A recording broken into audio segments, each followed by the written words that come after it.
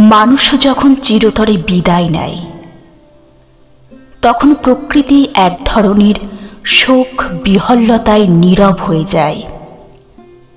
সে শোকের গভীরতা একসময় মনকে সান্ত্বনা দেয়, কারণ আমরা জানি সেই হারানো মানুষ আর কখনোই ফিরে আসবে না।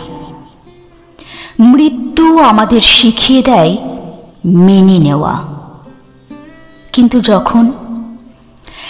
যখন জীবিত কেউ হারিয়ে যায় তখন সেই শূন্যতা এক অদ্ভুত রহস্য হয়ে ওঠে। মনে হয় সে যেন প্রকৃতিরই কোনো প্রশ্ন যার উত্তর নেই। এখানে অপেক্ষা থাকে, কিন্তু সেই অপেক্ষার শেষ কোথায় তা কেউ জানে না।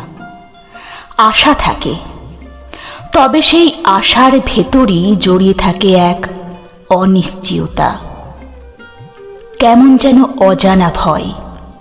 কাউকে বোঝানো যায় না, শব্দ দিয়ে প্রকাশ করা যায় না। এই শূন্যতার গভীরতায় কোনো সান্ত্বনা নেই। হুমায়ুন স্যার বলেছিলেন, পৃথিবীর সবচেয়ে তীব্র শোক হল জীবিত মানুষ হারিয়ে যাওয়ার শোক। এই শোকের ভার প্রকৃতি নিজেও হয়তো বহন করতে পারে না।